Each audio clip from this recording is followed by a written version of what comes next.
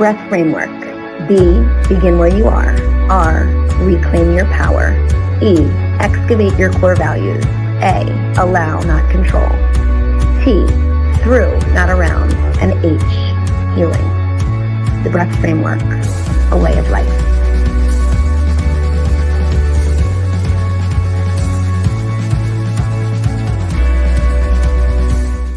There's just so much Annie in those 4 pictures. I think I might need to change it to 1. It's just a lot. It's a lot of just bursting with me right in your face after I say the breath framework. Hi, everyone. Welcome to Soul Center Experience Live. It is Tuesday night, September 21st. I have an amazing guest. We're talking about H in breath framework today for healing, which is always an appropriate topic. I would love for you to jump on tonight and tell me about your experience with healing, ask questions. I have a very beautiful human here this evening who I'm going to bring on. I don't have that much to report, really, other than it's been this is what I say every week. It's been a crazy week, and it's Tuesday. So honestly, I don't know how things can get any crazier in my head, but it's all happening, all good things, right? I had a major, I can't talk about it yet, but a major change happened today that was, hello, my friend, Pat, nice to see you. Something that I made a decision about today that I will tell you guys later, but it was a big decision that I'm really excited for my kids and me. So we will get into that another time, but we're here to talk about breath framework and healing, and we will bring the beautiful, the wonderful, the brilliantly talented, and always makes me, watch how she just like calms me, because I'm like constantly here, as you guys know, and I just say hi and she's just like, what's up? And one day I'll have like 1/10 of the like Zen that she has, maybe. So this is the beautiful, the wonderful Charisse. I think it's Fontes. Am I saying it right? Yeah, you got it right. I got it right. Everybody says Fontes, right? Yeah, Everybody. It's all good. We get the bilingual books. I mean, I know a little bit of Spanish, but my husband is Portuguese, so a little bit different. Okay, so Fontes. I love it. And I knew it. I've learned over the last couple of years. So hello, how are you? Hey, I'm doing well. How are you? Do you see everybody? Do you see how I'm just instantly everything is good. Everything's good. And you just like, you're just brought down to like earth. And you're just like, so Charisse, tell me about what you have. Are there babies that I hear? Like, tell me about your background, what you have going on. And I love that because it makes life and it's real. Yeah. So I love when people bring it real. So tell us about what your situation is at home and what you've been doing lately. And then we'll just get into the discussion. Yeah, well, the kids got home from school about an hour or so ago, and I'm in the heart of the house right now because my son moved back, and so I've given up my office. So I usually stay in the office, but I have a co-working space, but I'm like, I don't feel like going. So kind of just hanging out in the heart of the house. My little one literally just woke up from his nap, which is great. So is this like the worst possible time to have you on? I mean, for you, or does it stress you? No. I mean, he'll probably come over and like, that's fine. Hang out. And Dad just went to go drop off the other one at basketball practice. Like, so everything is as it should be. But yeah, other than like, the afternoon-ish time, oh my gosh, what else is going on? I have a second children's book coming out soon. Tell us more. Yeah, so Humanity the Manatee is The Adventures of Humanity the Manatee is the first book. And now we have the second one that's being illustrated now, where Humanity is visiting her cousin in South America. And so we're learning about teaching kids about different cultures and different languages. And so that's been an exciting thing, seeing all the sketches and then it being colored and coming to life and just capturing. So that's been amazing. That's a beautiful thing. So that's your second one. Do you have more planned, or? Yes. I want to do an 11 book series for Humanity the Manatee. Why 11? I like that number. It's just where you landed. Number. Yeah. Sounds great. Yeah. Okay, so that's exciting. So when is that coming out? That's like right now happening? So we're still in illustration, probably early 2022. Fun. Yeah.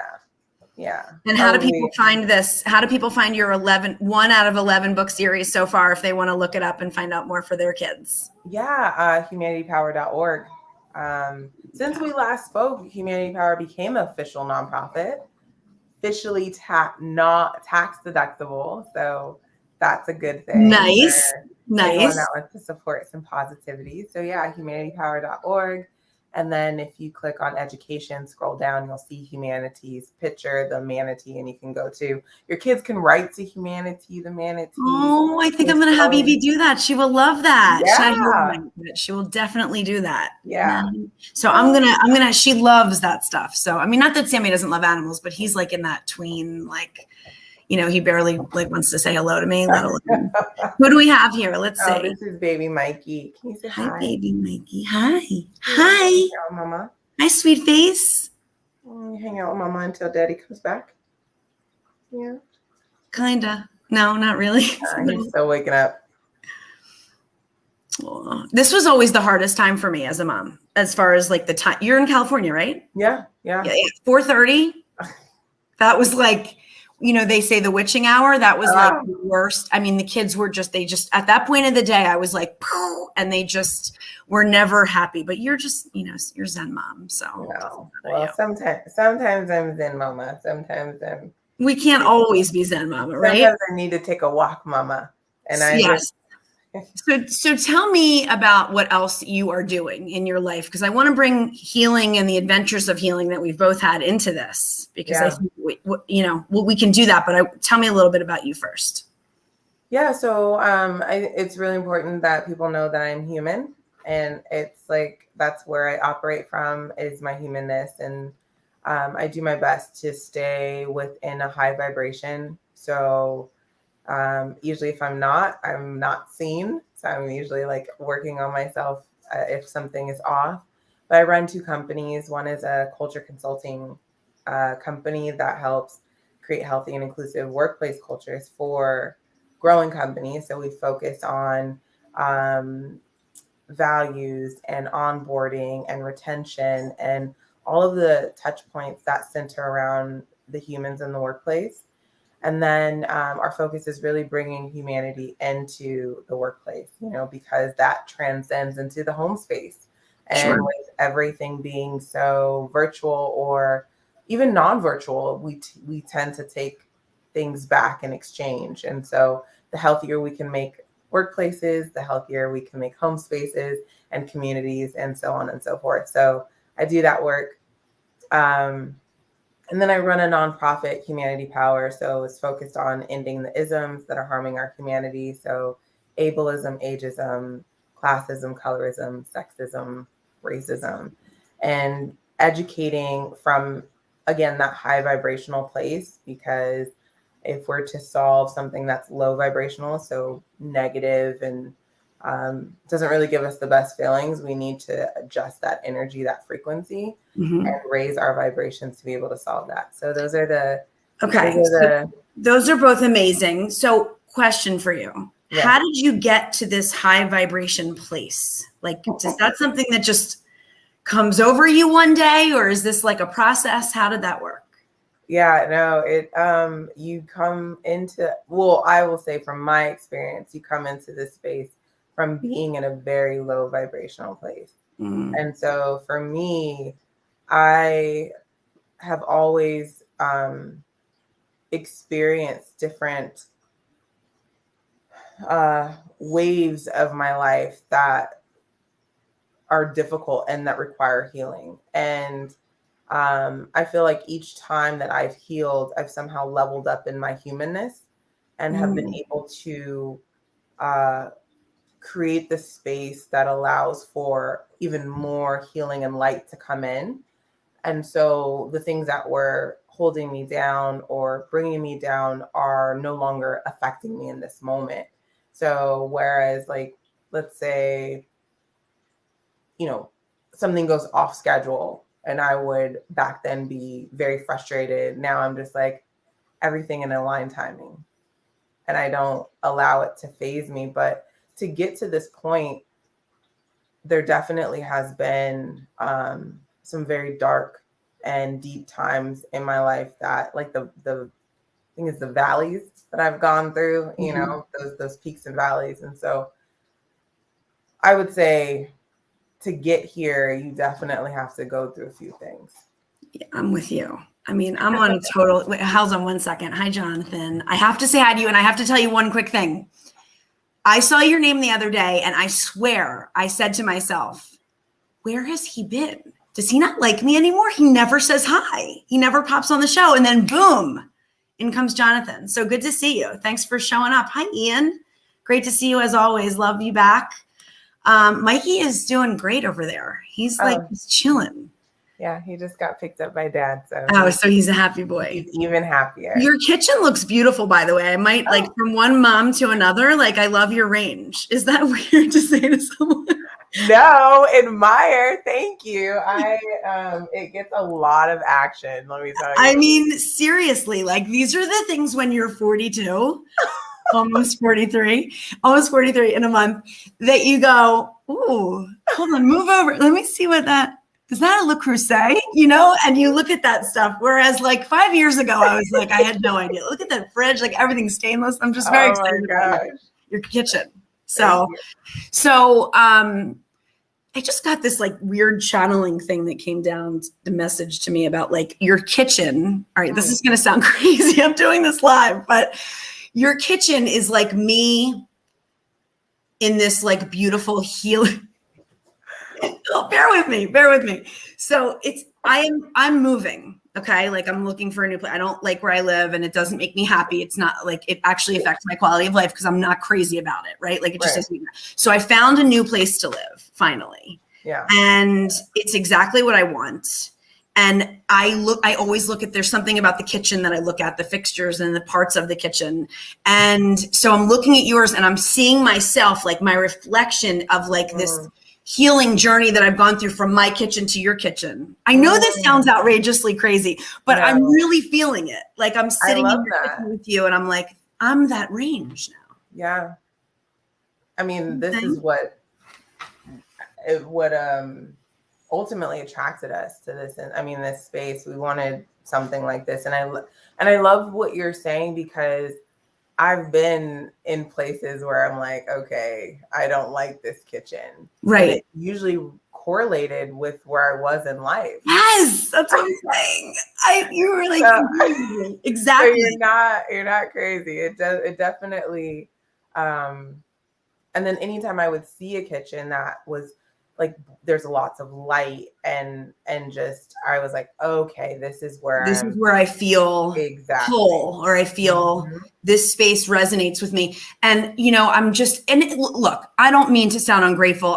My house is fine. It's not like I'm not complaining. It's just not where I belong in this space, at least not where I am in my life right now today. And that's okay. That's okay right? to acknowledge that. I think that's, if someone comes up, if you and I were at dinner and a waitress comes up and says, would you like, bread? You're like, no, thank you.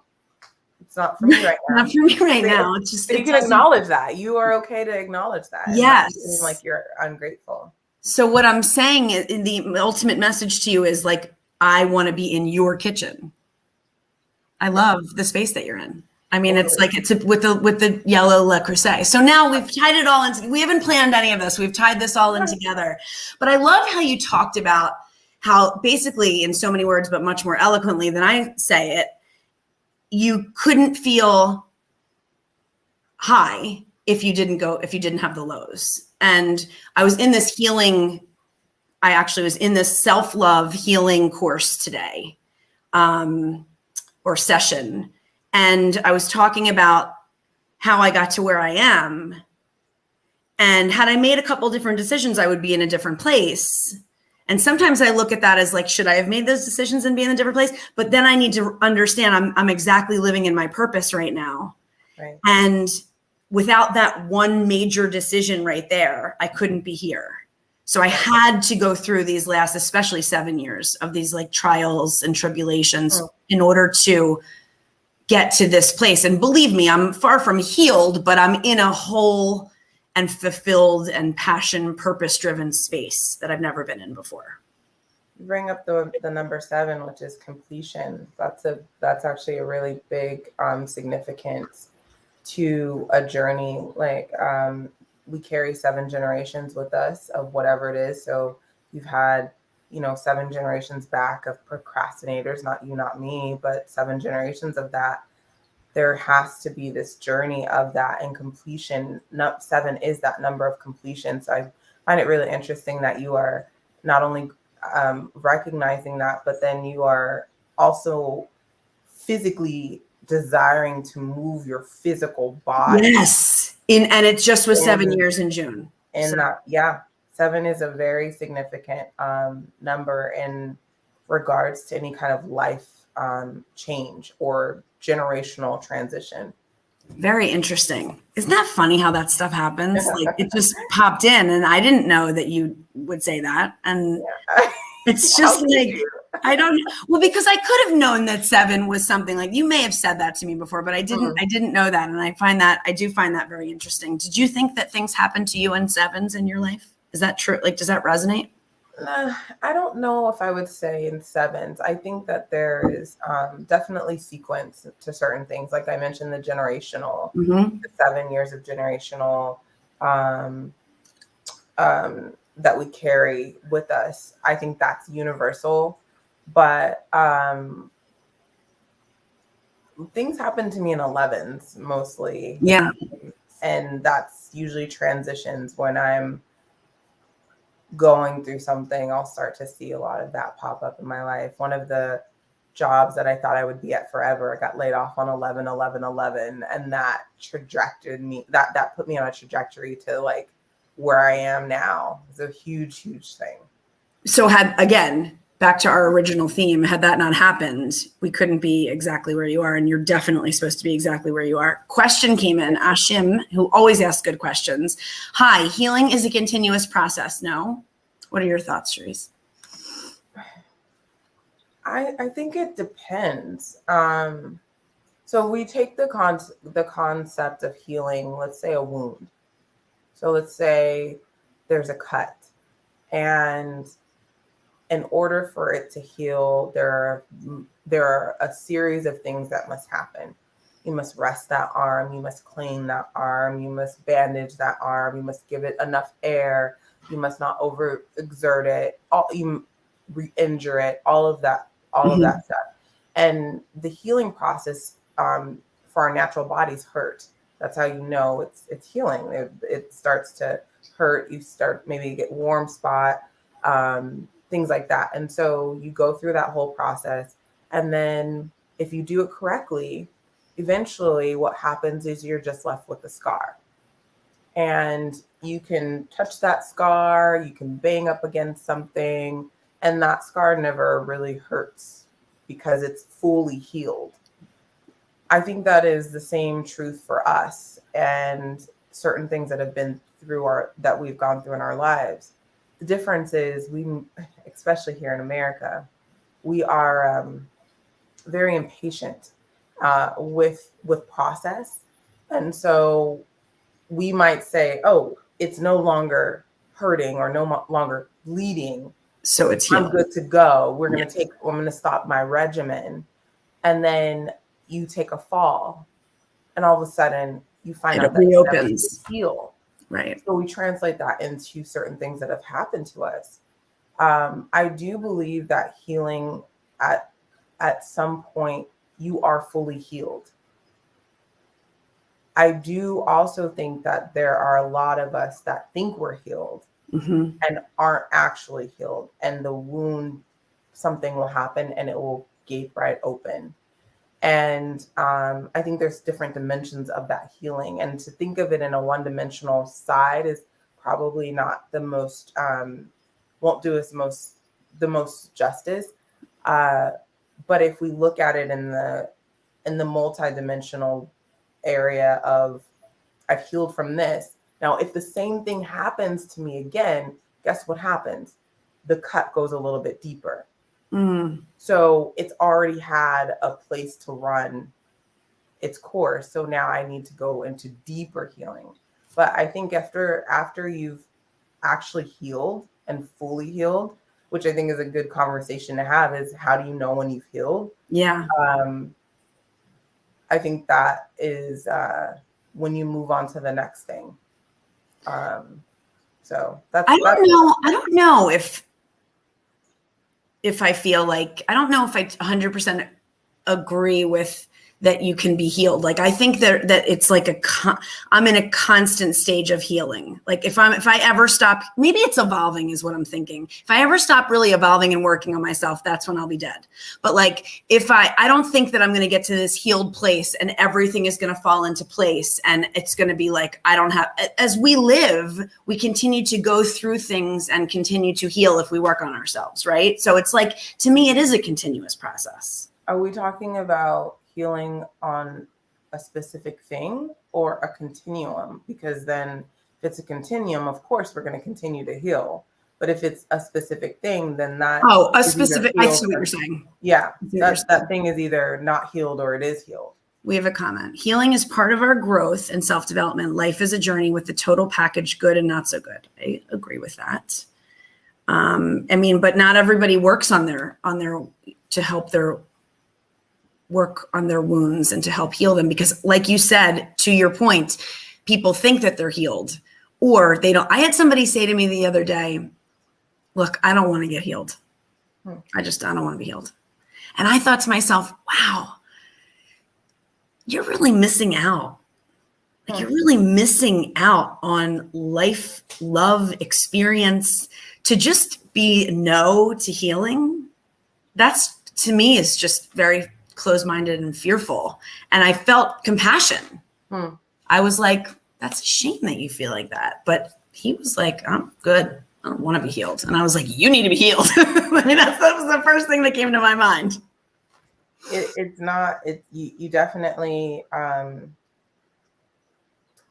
need to be ready for healing. It's not a fun, again, because in order for healing to take place, it is painful. Sure. And there is a level of comfort that some people are not willing to go to for that pain to surface enough for the healing to happen. Right.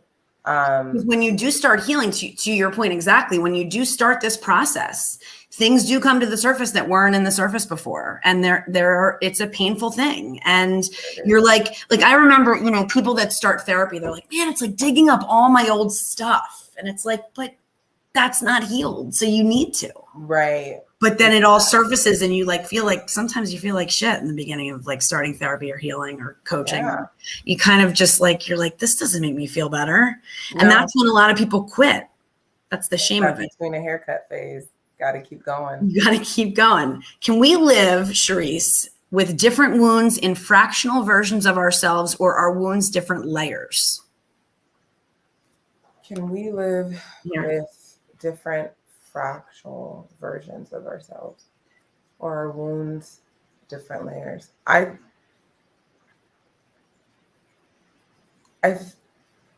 My initial thought is we are a dichotomy, and I think that there's a version of both. It's really hard to speak to other people's wounds because of the path in which they are on. And so for me to say it's one way or another, it's not a one-dimensional thing, as it is for, the board, right? For me, which is different for someone else. But I will say wounds do have different layers to them. And there are different versions of ourselves, as we know. I mean, Annie, we live in mom world sometimes. We live in, daughter world or son world, whatever those things are. And each of those can carry their own layers and some own depths that actually transcend into things. You're like, why am I being your mom at work? Or why am I being your boss at home? Like, why are these things happening? And so I believe because we have the ability to be multidimensional. I think the answer is yes to everything that yes. the question. He followed up with something happens, body works out how to deal with it, Band-Aid on, then something happens, similar Band-Aid on. When ripping them off, it's painful but satisfying. And we all have the ability to check our wounds. I don't think that's a question. I think it's just a statement. Cool. I'm with you. Ian always brings interesting conversation. But you were saying, you said it's an interesting conversation to have about what if it's a continuous process. Is that what you were saying? I forget what you made a good point, but I just forget what it was because my brain is fried today. I believe how do you know when you're healed? When you're healed. And you know what, the point that the picture that you made in my head when you were talking about a cut and then it scarring over and then it's healed, but the scar remains. Yeah. Right. So you're healed, but that memory of that is etched into your skin or into your whatever part is. And that's where you tell the story from. That's the key of when you think of all the greats and that have come before us, and even those that are here now, the reason why we're attracted to their light and their power is because they're telling the story from the scar, not the wound. And you can tell. You're telling the story from the scar, not the wound. Okay, and you can tell the difference from somebody that is doing that, because they're getting, even hopefully everyone has a pretty decent stomach, because I'm like talking about just like, let's say you're talking from the wound. You're wounded. You're dirty. You're getting other people dirty. You're inviting other people in. It gets infected. Like, it's just not we've heard those people speak before, and we don't actually find motivation from them. If anything, we're like, okay, we're going to go over on this side.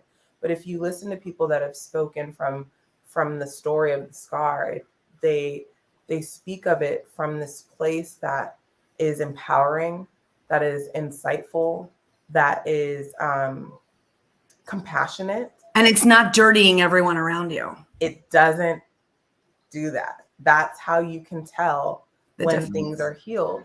And wow, that's just, I don't know if anyone else feels this way, but that just blew my mind. Like, legitimately telling the story. I'm a little bit, you do this though. This is what you do to me. We have talked several times before, and you'll just drop a sentence and I'm like, holy shit, everything is different in my life now. Like, it's seriously true. Think about the people that speak, the people that lead, both at your company or our country or our world or the head of your family. If you are speaking from the wound versus the scar, it's a totally different experience. And that's one of the biggest issues with leaders that are not good leaders, is they're speaking from the wound. Yes. And I mean, this is like, it's what is continuing. So we think about a lot of our major issues right now in the world, and we wonder why we're not transcending and we're continuing to perpetuate. It's exactly because of that. There is a lot of healing that has not occurred. And it's not necessarily, I don't know if it's even, hi buddy. Oh, he's hiding from daddy, and daddy's not going to go live on camera. So go hang out with daddy over there. Go get your sissies. Thank you, buddy.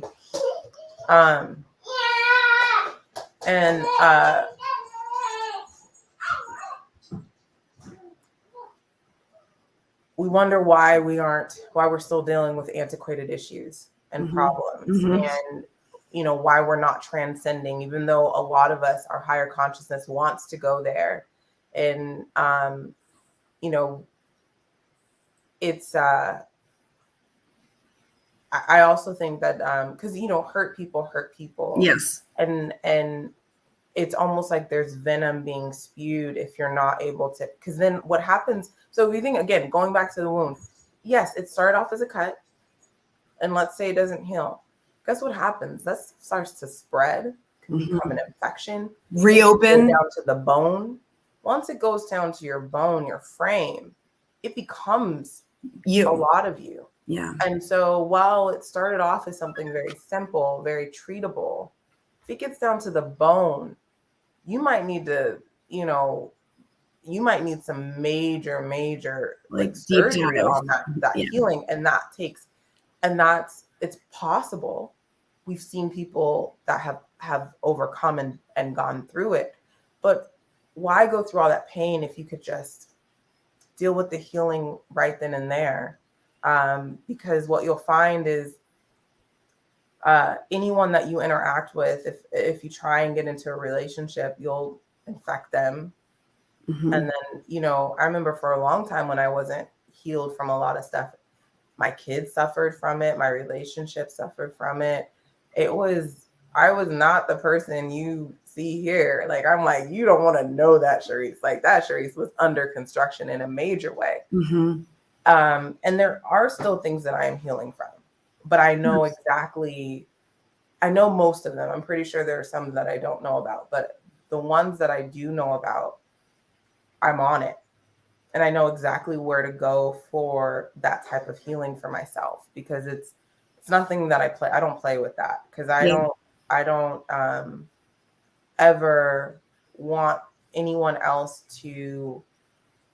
It's not like I want to protect people from what I'm dealing with, but I don't believe I can show up in the way that I'm supposed to if I'm still living in a really damaged place. That doesn't mean I don't show up the best way I can, because I don't. Right. But you don't want others to you don't want to infect, to use that word, like sort of infect others if unnecessarily. I'm more cautious about, I haven't healed from this. I'm actually not going to talk about this. I've actually, so the awareness around it. Yeah. What do you say to, sometimes people do not want to heal, and I think it's due to wanting to keep experiencing whatever that's going on in their lives. It's somewhat like a drug or an addiction. Absolutely. There is, so comfort, convenience, and conformity is where we tend to find our security blankets. And we can be comforted by pain, and we can be comforted by joy. And depending on what someone's experience is, sometimes it's the comfort of pain and hurt that really does help that person a lot more. It's like the devil you know is better than the devil you don't. And like going through all of that process. And there usually at that time, there's a paradigm that's happening. There is a paradigm. But what I mean by paradigm is there is a trapped belief way of thinking that is not allowing them to see different perspectives or see hope in a different way. And it really does require some deep life changes. I've been coaching this one individual for a very long time. And when I first started coaching him, I would say, stop watching the news. And I would say it, and I'm like, don't even stop altogether. Just like start slowing it down. And it's been almost 4 years. And he finally was like, I just can't even watch it anymore. Mm-mm. I can't even watch the news. But it took him to get to that place, to get to that process. I agree. To not feel comforted by negativity. And that is something that we as humans aren't able to interject into someone else's space. That is something that is really done from the inside. Now we can inspire, we can make suggestions, but just like I am comforted by high vibration, like somebody might be comforted with low vibration based off of their experience and their journey. Or right. And it's like that, when you say the word comfort, it's like Ryan just said, like comfort in discomfort is what they're feeling. And I know what that's like, where it's like, I've had times in my life where I create chaos without even, it's subconscious, but because that's what I'm used to. And when it's really calm and nice, I get itchy. Like, I'm like, all right, this is weird. And it's totally subconscious. But when I look back to it, I'm like, look what you just did. You just created this thing that didn't need to happen. Right. But since I'm a little girl, that is something that has been comfortable to me because that was my environment and my experience. Yeah. I mean, that's not uncommon for a lot of people is, this is why I forget, I don't have my quote book with me. It's around here somewhere, but it's like someone had said, all of the world's problems will be solved when man can learn to sit alone in a room by themselves. Mm-hmm. It's just to be able to sit And with be yourself is a really big, like if you ever do like a job interview, what's like your greatest strength? To be able to sit in a room by myself and do nothing. Because it allows you to really feel and hear your thoughts. And something I think I don't know if we talked about this or it was talked about somewhere, but my husband pointed out when he's walking with the baby, like he'll just start jabbing and talking and everything. You realize that he was talking out his thoughts. Mm-hmm. And he didn't let them, he didn't have the awareness to let them sit there. Whereas we think through our thoughts and we let them sit. What if we spoke them out? We're able to catch certain things of ourselves, especially if we have a desire of who we want to be or become. Whenever we are able to speak those things out, we're able to catch and say, okay, well, is that how I want things to be? Okay, no, then I can go on I can choose either a different path or at least be aware of the path that I'm on until I'm ready to choose another one. But the comfort and discomfort is a very interesting, and then creating chaos for comfort is another big thing too. I mean, it's like, how many people do you know that do that? Where it's like, wow, it's just like your subconscious goes, it's a little too calm. It's a little too good. Got to wait for the other shoe to drop type thing. Too quiet. Little too quiet. There's too much good. I need to create something negative. It's crazy how the psyche works. It really is. Reality check and honesty is key to healing. Well, that's certainly true. Honesty is key to everything. Because when you can get honest with yourself, I think that's and take a look at yourself in the mirror, turn the lens around on you, not for blame and shame, but to get real with yourself. Right. I think that is a huge step toward healing. I agree. Huge step. What do we say to the kid, or to your point about being able to sit and be? What do we say to the kids in this generation that have never in their lives sat to just be, but everything is instant? Everything is 2 seconds on the waiting, like in the car, it's on the phone. It's, and I'm guilty. Like my phone is like an appendage. But what do you say to the kids whose brains are developing now? What do I say to my kids about just sitting, instead of saying I'm bored, just being?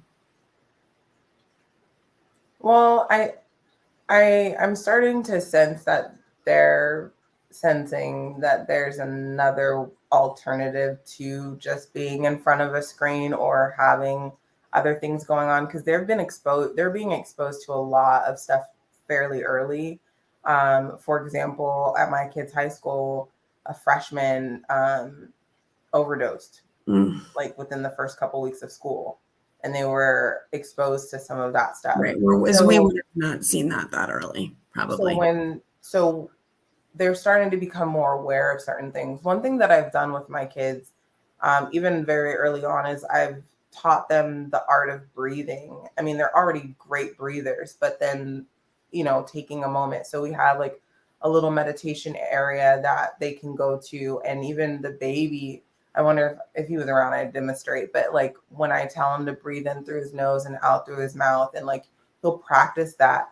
And I believe that the kids nowadays are starting to pick up on, okay, this doesn't feel good to me. Mm-hmm. This feels a little bit better. I'm going to balance things out a little bit more. Like, I feel like they'll find their way, but of course we are the guides for that. They're watching us do that. And one of the things that I know we can do to support little humans in this journey is just to model what it looks like to be. We do our best here. We put on meditation music in the evenings and we try and calm it down. At the same time, we're also open to how they explore and decompress. And as long as it's not super social, like always on social media. Mm-hmm. We allow for different exploration, whether it's Mm-hmm. like, we're a gamer family. That's kind of what we do. So we'll do it that way. But then we also bring ourselves back to center. So I guess to answer your question, it's through modeling. And I also think that through just curiosity, they're going to find their path and their way. The great thing about having everything instant is sometimes you have a very short attention span. Mm-hmm. You're just like, I'm bored with this. Let me try something else. So I think that we'll see them trying different things and then finding, meditation feels really good, or this feels really good, or deep breathing feels really good. But I can tell you, when I was that age, I didn't care about sitting still. Yeah, it's true. In my nature. My nature was to go out and explore and move and do all of that kind of stuff. And so I think it helps a lot more when it's balanced out. Maybe we sit a little too much and not still enough. And then, Yeah. What do you final question, and I'm going to give you a few minutes back for your hour. What advice do you give to someone who is just starting their healing journey?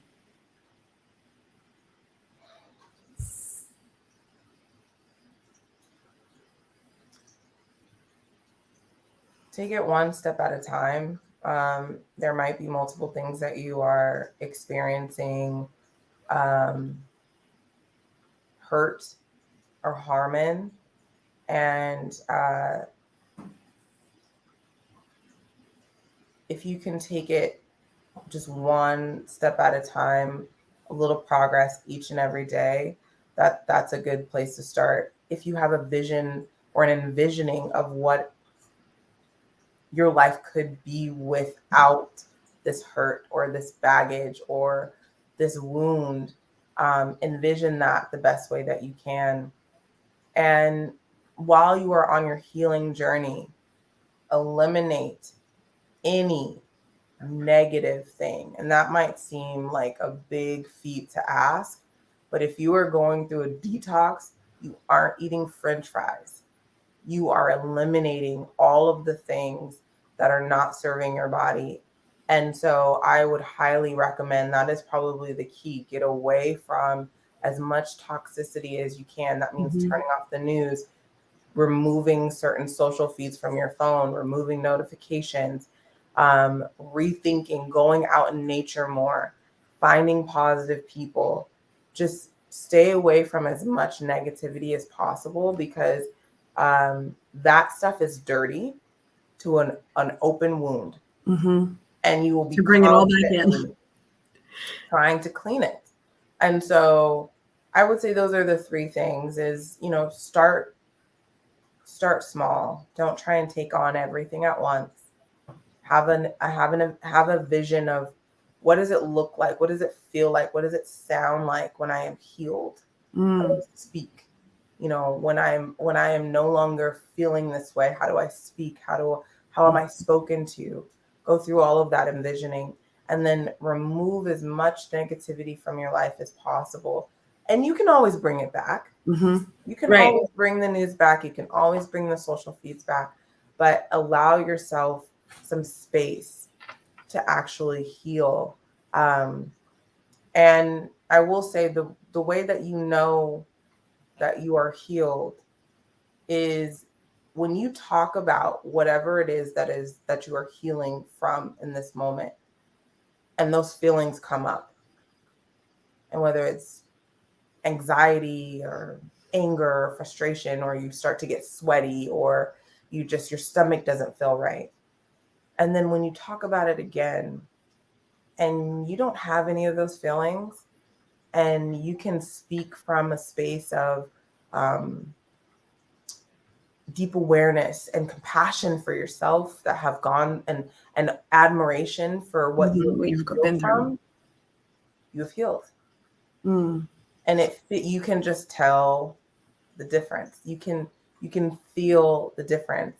And I will say that, like, for something that I've gone through that like has come up again, that I've healed from, it doesn't trigger me in any way. I can hold the space for myself and for everyone else. I love it. Well, that is like wrap the bow around the You are a gift, my friend. I appreciate you being here. Hold on, we have one more comment.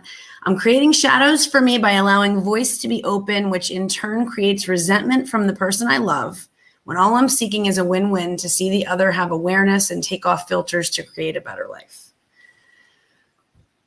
Well, I certainly wish you luck with that, Ian. Being open is always good. Other people creating resentments is on them. So keep the lens on you. And one more, not to be afraid to seek help and assistance from those who care. That's absolutely true. And I think not enough people do that because they feel like they're the only ones, or they feel like people won't understand, or whatever the case. Just lean into your support network.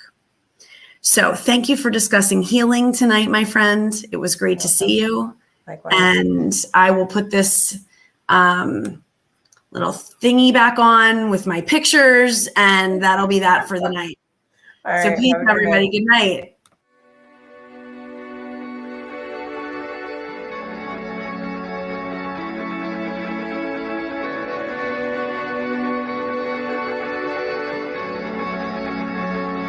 Breath framework.